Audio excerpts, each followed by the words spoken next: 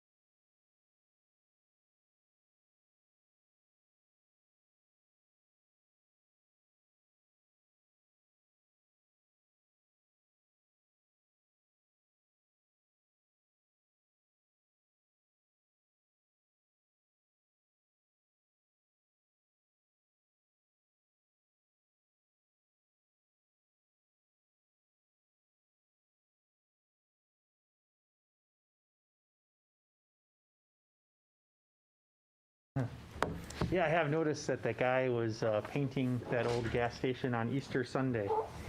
I must have driven by too. He was out there. Yeah. Yeah, Easter Sunday, that's what he did to celebrate our risen Savior. Light. I was out biking, that's...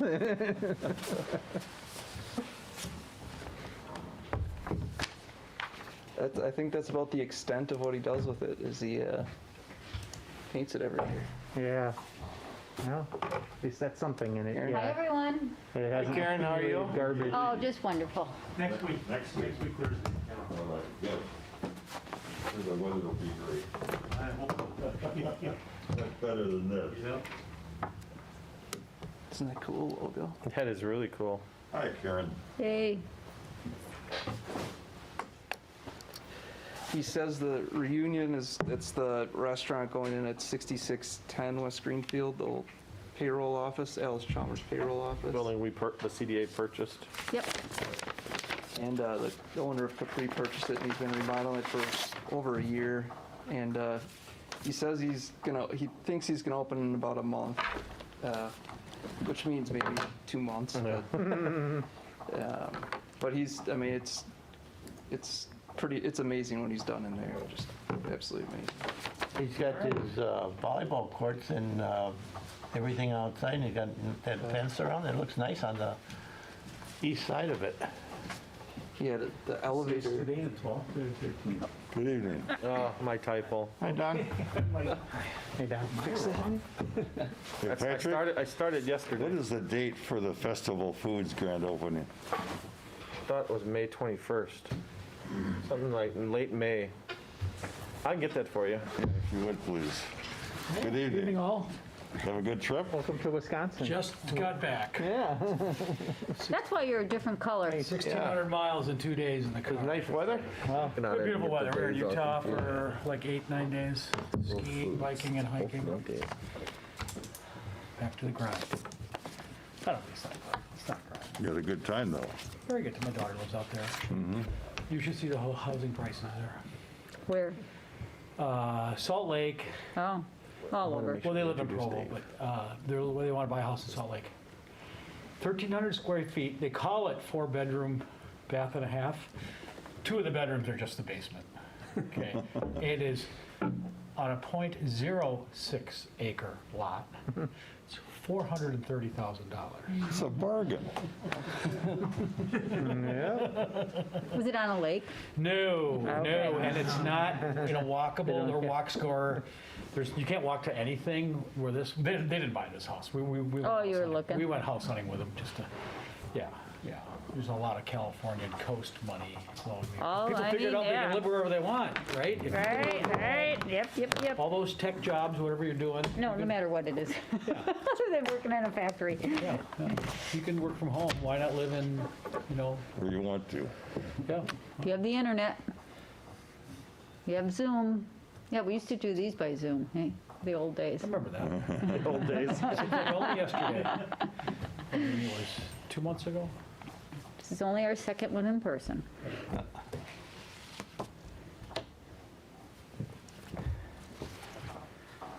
It's a lot nicer to see everybody in person rather than looking at them at us over a screen. right. And it's so funny out west, Wyoming, nobody wears a mask. That would be Washington County and Waukesha County. Yeah. Must be the W thing. Nebraska, It's a- no, Nebraska, unless you're in a big city. Salt Lake, the stores make you wear masks. They don't have a mandate. The ski resorts, when you get on and off the chairlift, you have to flip a mask up.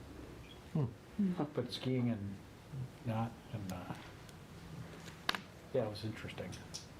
But my kids haven't gotten their shots yet. Well, I think we're spoiled here. Apparently, you could just walk in Milwaukee right now. Yeah, and you don't even have to be from the state. You don't have to prove anything, just go show in. up. Yeah. Yeah. They just got one last week. My daughter and son-in-law just got a shot last week, and so they're still waiting. Who here's been vaccinated already? Maybe everybody. Take our masks off, right? Right. And make up a T-shirt. I survived the J&J. That would be my sister who got it yesterday. I'm like, I don't know. And she's in Illinois, and Illinois has just been terrible about rolling out their vaccines. Yeah, my wife and I both got the J&J like 3 weeks ago. Oh. At the old demo. I got mine Old about a Benelux? month ago. Yeah. You got The Aurora J&J? Building on 73rd National. That's the old. That's You what want Benelux to used to go be. through all 3, 4, 5, 6, 7, 8 before we go into closed session? All right, all right. I only remember it as. Dave Kirscher is here.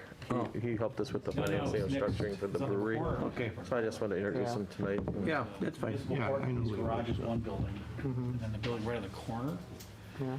7232. That was Have you still met Benelux? That Jason? was still a bar there? That was a bar there. And we bought it in Have you met 1980. Jason, our city finance? We sold it in Director? the No, I haven't met He's him. been here before. We should introduce It's him. Horvath Just make for- sure everybody. decades. Yeah. It was actually Horvath. Charlie married the same woman. But I never. And I think the brewery guy is. That will be milk is coming spoiled shortly. one day, try it again just thought it'd be later. It nice might to- get better. I was only there, Benno's was only there for eight. We were there for 9 years. 9 years. We were for there. okay. If they It don't was come, those we keep formative 9 years. That's why it seems so long. It's the right correct Adam? 9 years. I've gotten in arguments with customers. Oh, I remember when you and your dad opened the bar. No, my dad wasn't in the bar. No, when you were underage, 21. No, when you first opened the bar, I was 21. let's talk about what year it was. We figure out that we're talking about 1981. It's like, yeah, I was born in 1959. I could have sworn you didn't have a driver's license. I was working all the time, didn't have, no need for a car. We were open 7 days a week, did breakfast or lunch and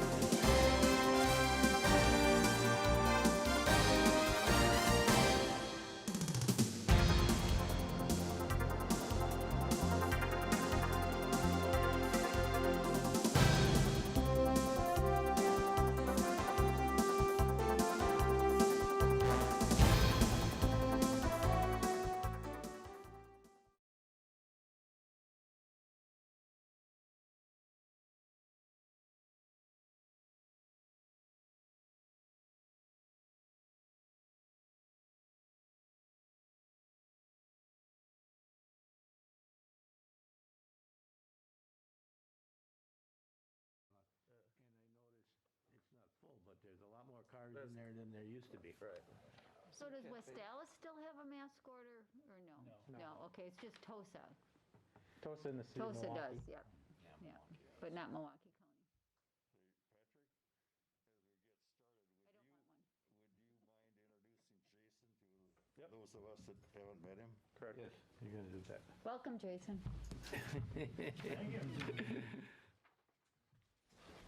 We have a number of key people here tonight. I mean, other than us? Key, you said key. All right. Excuse me, can I have your attention, please? The April 13th meeting of CDA will please come to order. Take roll call, please, Patrick. Wayne Clark, Yes. Karen Gale, Here. Jim Lozinski, here, Don Niemer, here, Alderperson Weigel, here. Alderperson Haas, Here. Jerry Motter. Here. We have a quorum. Thank you. First item is to approve the meetings of our previous meeting. Can I have a motion, please? Second. All in favor, say aye. Aye. Minutes stand approved. First item, item 2, annual, I can even read that. Annual election of chairperson and vice chairperson. Oh, we have an official business? I thought we did that. Yeah. My staff, it's an annual thing, so they put it back on the agenda. My staff said it's the time to do that again, per our bylaws or, so. We just skipped a couple of years, that's all. I nominate Jerry Motter as chair and Wayne Clark as vice chair. I'll second. Thank you, I accept. We have to vote first. Yeah. Thank you. Well, accept the nomination. Oh, you accept the Amenable nomination? to it also? Okay. I will try to do the best I can You have to have a if I get elected. call or eyes for that. You have a Thank roll you. call for it. Roll call? Yeah. Can you please take roll Are call? we taking this as a unanimous ballot, the two of Yes, them? yes, Okay. unanimous ballot. Secret. I thought it was gonna be secret. Secret ballot? Okay, so Wayne Clark, Yes. Karen Gale, Aye. Cheryl Motter, I only vote for Wayne. okay, yes. Jim Lozinski, Yes. Don Niemer, Yes. Alderperson Weigel, Yes. Alderperson Haas. Aye. Motion passes. Congratulations. Thank you. The election Congrats. passes. Okay, that was Thank you. contentious. That was. Okay, item 3, resolution to approve the development agreement by and between West Dallas Brewing Property LLC and the Community Development Authority for the sale of land and establishment of a brewery at 6749 to 5100 West National Avenue, 6700 West National, and 6700 West Mitchell Street. Patrick, you have the Mr. floor. Chairman, members of the authority, a couple of things, housekeeping.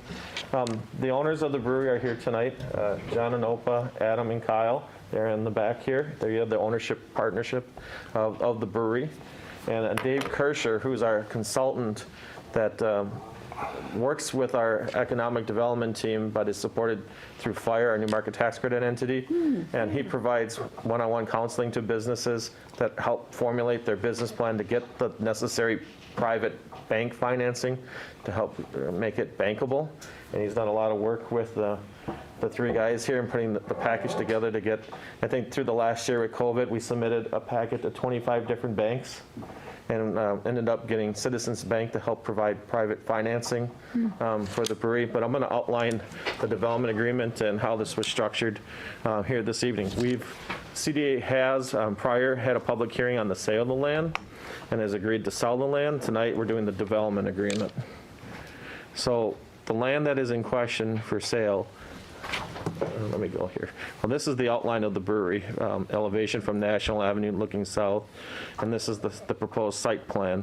It entails 3 parcels. There's a 0.47 acre parcel that the CDA owns along National Avenue, and then we purchased the Perfect Screw building, I think around 3 years ago. Yes. And then we had a part of the Milwaukee Ductile purchase. The parking lot is located to the south of this site, just south of this arch or railroad spur. We own that parcel as well, and they're purchasing a portion of that particular site. So it's around a $3.3 million budget all in. The appraisal is around almost $1.3 million, and the purchase price for the site is around $500,000. The name of the brewery is Oak Brewing Company. Here's the outline of the parcels I outlined just previously, the 3 parcels. The main access point will be on 6771. This is the property that's also owned by the CDA that we're working with another developer. The idea here is to have a shared access drive through here as well as shared parking in these particular areas to have pedestrians cross, maybe they visit here, maybe they visit the brewery, but one singular driveway to help both sites. Through the developer agreement, we've outlined that they would provide bank financing and equity. They would construct a brewery and entertainment venue, purchase the site for $500,000, have shared parking, and then the easement agreement and cross easement as I just mentioned. Here's another angle of the proposed brewery. We can skip that one. At the end, the level of city participation for financing on the project, we outlined before that there were some soil costs on the parcels to get them to DNR standards and closure. What we discussed with the developers that we would support the incremental costs of dealing with those soils. So we actually negotiated with the DNR in some aspects to reduce the amount of cap that was necessary, and we went from 160, we got it down to around 102,000, and we agreed to pay for those costs, as well as one of the issues was the volleyball courts and excavation of dirt in that particular area. The volleyball court will be raised to help keep those soils there, and it saves on costs for both parties. $300,000 of financing, $150,000 note from the CDA on the purchase price, so that's called, and I think in banking terms, taking paper back. They would provide us payments as outlined here, 3.25% over 25 years amortization. The amortization is important because it lines up with the SBA financing through Citizens Bank, so we have to kind of match those terms. And then the $100,000 economic development loan is from TIF funds. This property is in a TIF. It's the same terms, 3.25% at 25. $50,000 CDBG loan. Along National Avenue, we have a program, it's called the In-Store Program, to buy equipment for niche type of businesses, to attract these businesses to the corridor. And we agreed that we would provide that. That's a forgivable loan over 5 years. So 20% of it's waived on the anniversary that they're open. And then it's interest-only payments, and then it just, it goes to zero balance in 5 years, as long as they're operating. And then the particular project was brought to us through a real estate agent, and we agreed to pay the commission for that. And then to get to the final case closure with the DNR, there's around $5,000 in expenses. The 2 other items that are important to note is that there's a mainline utility, which we've outlined previously. Here's the brewery site. Current pink line right here is the utility line. That's called a main line. And it feeds the brewery the site in the front elevation, and then it proceeds to 6771. What we're suggesting that we do with We Energies is that this gets placed underground, and we eliminate the poles that are in this general drive area. And then that's at a cost of $127,232. The other cost that we would have in this area is that 607071 would then lose its power access through this line here coming over. We'd have to tap into National Avenue and put a power feed in the 6771. These are costs of infrastructure for the area if we want to achieve the full development of this area and get a cleaner look. Overall, we reviewed the outline and the numbers that we presented here tonight, the financing and the repayments in relationship to our TIF plan and our budget. Jason Kaznarek, who's our city's finance director, who's here. He's new. Some of you might not have met him yet. Some of you, we've had a good working relationship so far.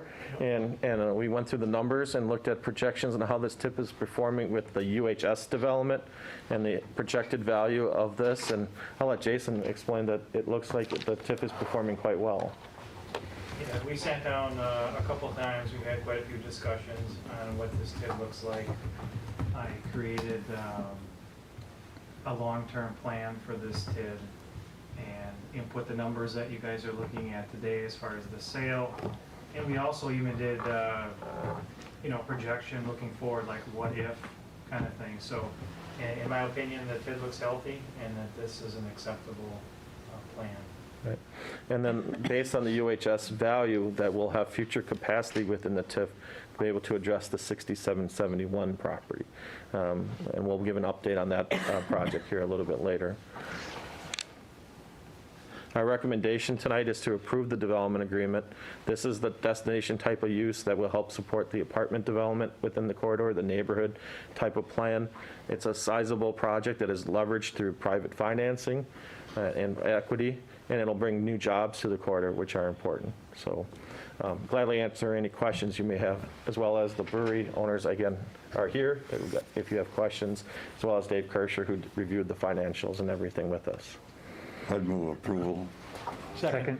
Then move approval in second.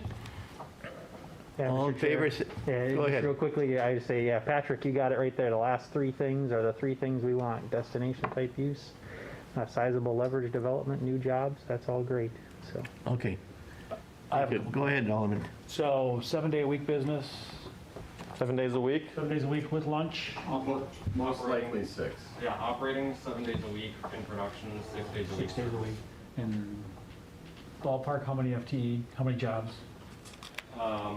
In the first 2 years, we're hoping to achieve about 12 full-timer equivalents, and then that'll continue to grow as the business develops further. And additionally, at least 8 part-time jobs. Yeah. And on that forgivable loan, the 50K, that's 20% of your, that's just as long as they're open, that's not tied to job creation. It is tied to job creation. But that sounds like it's well within what that Yes. would be. They're covered more than. And do we have long-term thoughts on the railroad tracks? Because the railroad kind of separates this property from the property to the east. Yeah. And if we could, and If you look at the site plan here, Well, one obviously, thing because of the nice sidewalk. along the spur Yeah. is they are thinking in the future of this sidewalk, That's actually part of our plan to add the sidewalk. so that it will sidewalk in connect to so the that if that's- parking. If that spur gets abandoned Right. or made into a bike path or something else, it would be a good connection to the neighbors to the east. Right. Okay. They also, on their plan, they have a bike rack on their plans. We also had created connections so that it lines up with the front door of the proposed, what will happen with 6771, so that people can walk over, have a beer, or come over here and visit a distillery maybe. And then walk over to the farmer's market, maybe get a cup of coffee. So you get the trifecta of all your vices in this area potentially, so. Hey. No gambling. Yeah, no We gambling. can work on that. Yeah. And as a It's a brewery, little longer it walk would to be, Potawatomi. it would be beer only, or is it, or meads and? It's only, it's maybe ciders. Here to start, Yep. we are talking about the idea of eventually trying to get a winery license to do. Ooh, that'd be good. there. Yeah. But our main focus will be beer. And the seltzer will be covered under the beer license. Yep, if you- Seltzer is under beer. Beer license. Yeah, Seltzers are hot right now. Any other questions? If not, all in favor, please say aye. Aye. Opposed? Ayes have it, resolution passes. Congratulations, gentlemen. Thank you. Thanks. Oh, timeline. We'll go to item 4. We have, Yes, you have one. Okay, I got it. we have our equipment down payment down, so that's being engineered as we speak. Yeah, the timeline is looking like hopefully August to September, Oh, we should be able to okay. get open. But it's a lot up in the air as far as, you know, A lot of- manufacturing, our equipment and everything like that, so. Our timeline with the development agreement, again, it's on safety development tomorrow night as a committee, and then it'll go to the common council on the 20th, and then we hope to close on the sale of the property by the end of the month. So, and that's the kind of the plan right now. I don't know, that safety development committee could be brutal. Who's on that? Okay, Three of us are here. thank you, gentlemen. We'll go to item 4, resolution amending a line of credit agreement between the Hotel Ventures LLC and the Community Development Authority of the City of West Dallas. Patrick? Members of the authority, when we structured the hotel with the Hampton Inn and Suites, what part of the financing structure for the GAP was that we provided a loan or a line of credit, $350,400. The maturity of the date of that line of credit was April 1st, 2021 here, and we all kind of know what's going on with the COVID and the whole hospitality industry. Their operations have been severely impacted. They're asking for an extension of that because there's a balance due of 100 and some thousand, I think it's 121,000 due, and they're asking for an extension of 1 year of that line of credit. I don't see any real financial impacts to our TIF or anything like that because of that. We thought that, and they want to continue the same payments that they're at, and that is fine. I reviewed that with Jason today and talked about that, and we recommend approval. So are they paying more in interest then over the life of the Over the loan life, they because we're end up paying more extending that? interest, another year of interest. Another year right? of interest, yeah. Okay. So are they making interest-only payments? No, they're making full principal and interest payments. I need to abstain, just so you guys know. Oh, okay. Move approval. Is there a second? Been moved for approval and second. Any further discussion? Please say aye if you're in favor. Aye. Opposed? Resolution passes, And Patrick. then Karen's abstention. Carried. Yes, and one We noted abstention. that for the minutes. Mr. Chairman, items 5, 6, and 7. And 8? And 8 we have for closed session. Just quickly, item 5 is a discussion on 81st and National. Just wanted to show you the site here in public, that it is the former Happy Hobby site, which is a grass lot today. And Pyramex Bank, which is on the corner of 80th and National, is currently for sale. It's not occupied. They closed that branch. So this is an area that's considered for development. And I think the other items will be in closed session. We can go to item 9. We can act on those after closed session. Okay, consideration relative to report on redevelopment initiatives. Patrick, you have the floor. You want to talk about this one?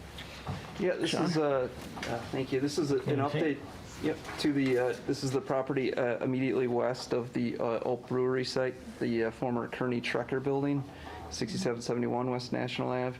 This is the one where it sort of showed the sidewalk sort of leading to the front door here. And one of the reasons we have that going on is we have a Whitico Development Group. We have an LOI with Whitico. They're currently working on plans to restore that building, looking at potentially getting new market tax credits and reusing and preserving that building. They have one of the big challenges they have are the windows. It's majority of the building is glass, and how do you restore all that old glass? Most of the cost is going to go into that. They have a unique. They have a submittal into the Department of Energy that is looking is looking good. It's not a guarantee that they'll get it, but that could allow them to get some grant funds to do something to preserve those windows and save some dollars and do some good energy work as part of it. What you see in the plan, this is a floor plan of the space that they'd given us last week. What you see in the red here, this is the first floor of the space, is some of the main entrance would essentially be right here, sort of coming right off the Oak Brewery site to the west, or sorry, to the east of this site. So you kind of could come through the front door. This is a distillery that they have created a partnership with. That's everything in red is the distillery. The green area is the seating for the food vendor spaces. They have, 4 spaces notched out for food vendors, so they have sort of a, an everyday kind of use where people could come in and interact with this cool historic building, hang out and just, check out. They would, the food vendors are meant to be sort of lower rent kind of users. It's not meant to be this big formal type of operation. So it's going to be a little higher risk, lower rent type users in there is their current plan. So that's taking that part of that space. And then as you sort of go to the back of the building towards Mitchell Street, you'll see this is the kitchen incubator space, sort of a shared kitchen space that they'd be looking to have, and we're hoping to help assist with and with that space. The major event space is actually now moved up to the second floor. They have a partnership with Ivy House. They have a couple of event spaces in Milwaukee. Do really good reputation, and so they're excited to use this second floor area for the event space, and then they would sort of complete that second floor space with an office space. They have an office user that's I think currently in the 3rd ward that's interested in occupying the space. Who knows what it will end up being as time goes on, but they've seen interest in it, so that's the way they're programming it. All this could change, but this is the plan where we're going forward with right now. We're waiting on a pro forma numbers from the developer updated. We have a first take. Now we're trying to get a new one to see where the rents are all in. And once we have that, and then status of the energy grant, we can start formulating the whole overall development. Now, it's been a little longer because of COVID with the food industry, but I think by summer we're going to be into a development agreement, and I think that lines up with just a little longer than the expected timeline that we had. So. The main thing is that they're spending time on it. They're finding partners to fit with. They brought in the main finance person that works from Alexander Company. That's the contractor, John Beck, that's doing the veterans housing at the VA, the big preservation project. Really well-known, company in the area. So they have created these positive partnerships that lead us to believe that things are going well. And so what we're just looking for now are sort of the latest numbers so that we can figure out how we can help them and how we can make this deal work. It's most likely going to be a form of historic tax credits, new market tax credits, and then some other things that might have to, get creative to infill. It's all, and the reason why it says up that we use this at administrative task force this morning. One of the unique things that'll have to occur here is how do we deal with the liquor licenses in the different premise areas of this, and it's just something we'll have to work through. Garver Feed Mill, it works at the public market downtown, so we'll just have to figure out how that all gets structured. We just brought that up to attention this morning so that the clerk's office is aware that this could use multiple licenses at some point. And they just serve into a shared space, that's the problem. Yeah, potentially. And have bottle sale with the distillery, so. Go ahead, Mr. Clark. Thank you. Well, this is getting rather long in the tooth. We've been talking about this and talking about it. Are you doing anything to market it to somebody else to look at options? We can't right now because we're under a letter of intent. For how long? I think I can check into that. Well, I think it's a few more months at least. This is the second. This isn't Baum. This is not the Right, place this out of is Chicago. Whitaker. This is I understand. okay. yeah. So not off their timeline at this point. Not to say what's going to happen, but We have, I think, monthly calls set up with them so that we can monitor the status. They did send us the letter of intent for the event space. So we've had them, actually the ownership of that group on the calls. So they're bringing the right people to the discussion. So. it's going to take a long time. Well, it's been also, we've been under COVID for the last few Right. years, so, I mean, in the hospitality industry, it's a challenge, to work with the different funding sources. But we pay these people a lot of money to handle challenges. Well, yeah, but I mean, you can't change COVID. Well, we're working this, making sure that this is, I think to get Yeah. Whitico on board during COVID was a win. Yeah. And its historic tax credits and new market tax credits, it take a long time. Right. It's just,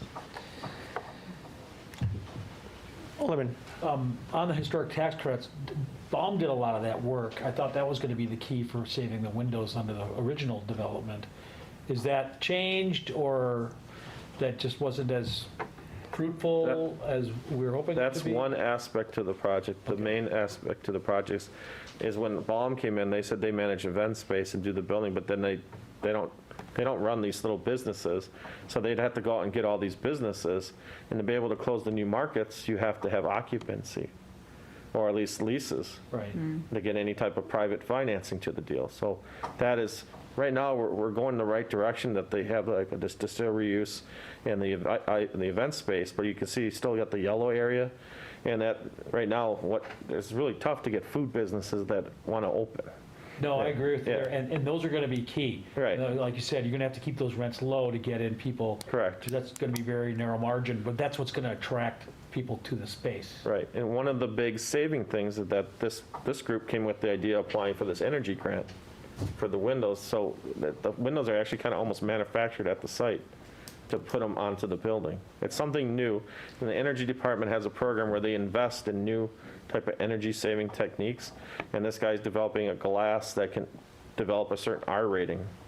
So if he gets the grant, it'll underwrite the cost of the windows. Oh, okay. So That'd be good, lots it's, of windows.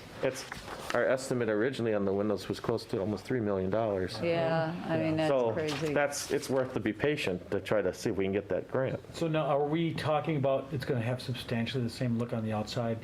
Because I think Wheel and Sprocket and Bayview went into an old building of a similar look, but they ended up only leaving like about half the windows open, and they did some sort of infill stuff on the other stuff. Right. And honestly, I like the way it looks now, and if it could be all windows, I'd be happier, but obviously everything comes at a cost. Right. so. if they want the historic tax credits, I mean, they're going to most likely have to keep Have it to keep the pretty look. close to what you see. Okay. Certainly, there's some exceptions, but Excellent. Any other questions? I have a question. Is there a second floor in that building, or would they have to add it? There is a second. it's there. It's almost like kind of like a mezzanine level. It's a That's what I partial. thought. It doesn't go throughout the whole space.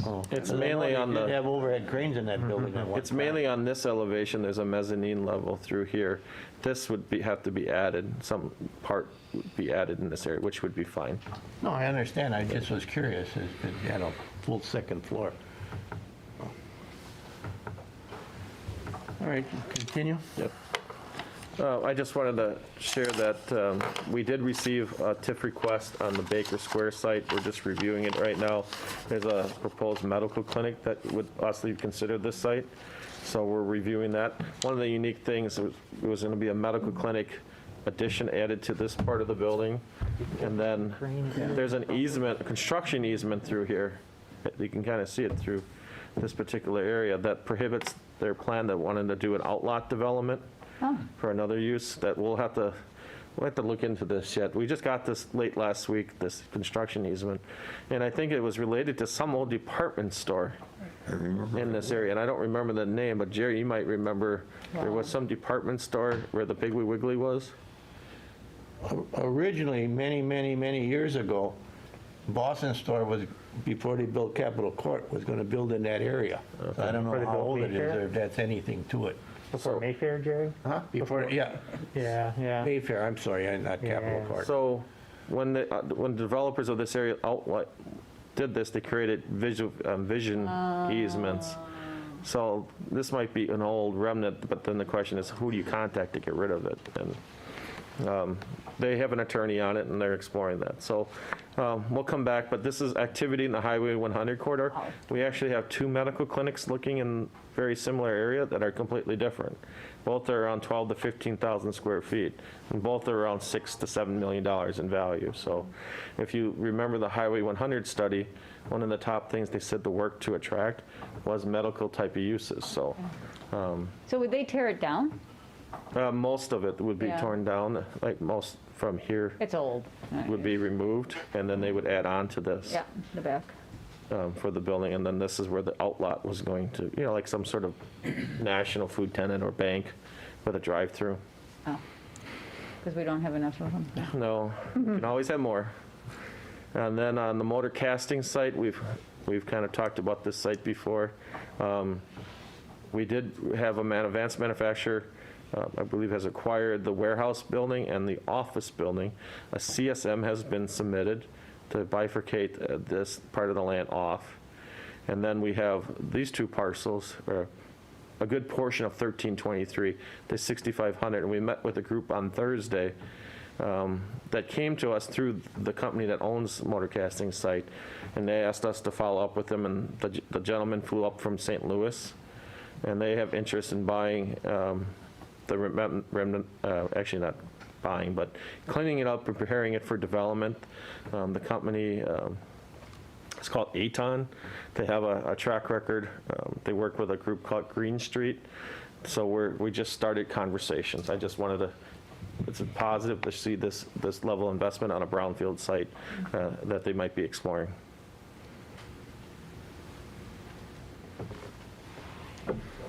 And then yesterday, I think you all would have received a copy of the housing market study that was wrapped up. We emailed that to everyone. Wayne didn't get, we'll get you a hard copy. Go to the West Dallas email? I sent it out to the CDA and the Common Council members. I don't think, It didn't work? Yeah, I don't think so either. I thought that went out. Mentally, I sent it out. Harry, did you get it? Was it too big? I'm looking right now. Maybe it was too big or got blocked. We'll make sure that, again, tomorrow. Blocked. We just received the final copy of the revisions yesterday, and we want you to review it before. Housing market study, I got it. I mean, it shows some positive things about our housing market. In my email, I represented that it showed a strong demand for additional multifamily development similar to the West in Ogden. That is called 3 over parking, 1, 2, 3 floors, and then, but I should say premise that with strong amenities and strong architectural appearance.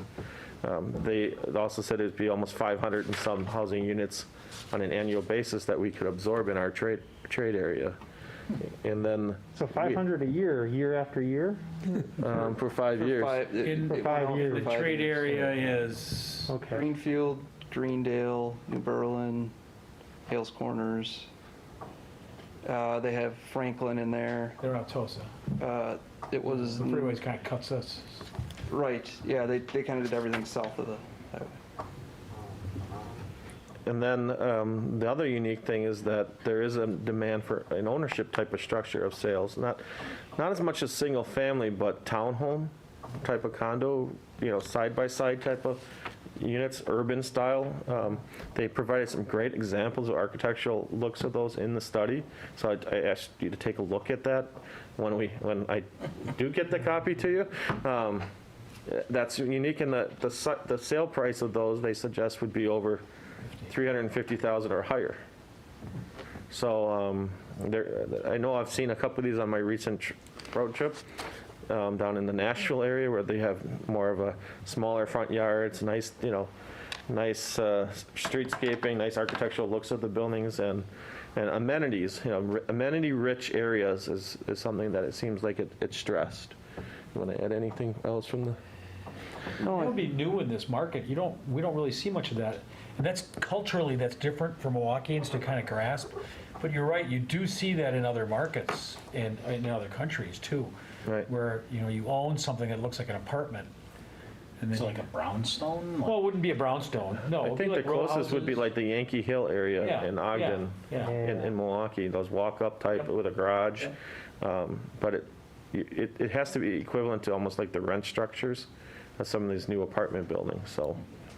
The amenities, I can't emphasize enough, is that walkability, to walk to something. And they also said play off of the current existing developments that we have. So when you see some of the things we'll talk about in closed session and what you just outlined, those are opportunities for us to, again, compound that development in that area, so. So we could level City Hall and do something right here, something like that. That's all I have, Mr. Chairman. We laugh, but he's serious. All right. Thank you, Patrick. Are there any other questions regarding any of these items? Okay, then we'll go to closed session. For the agenda items 3, 4, 5, 6, 7, and 8, the committee may convene in closed session pertinent to provisions sections 19.85/1/E for the state statutes for the purpose of deliberating or investing public funds whenever competitive or bargaining reasons require a closed session. The committee can reconvene in open session after completion of the closed session to consider the balance of its agenda. I move we go into closed session. Second. Second, you take, we can take, that can be, it's gotta be individual vote. Wayne Clark, Yes. Karen Gale, Aye. Don Niemer, Yes. Alderman Weigel. Aye. Alderman Haas. Aye. Jerry Motter. Aye. Jim Lozinski. We are now in closed session. Patrick, you have...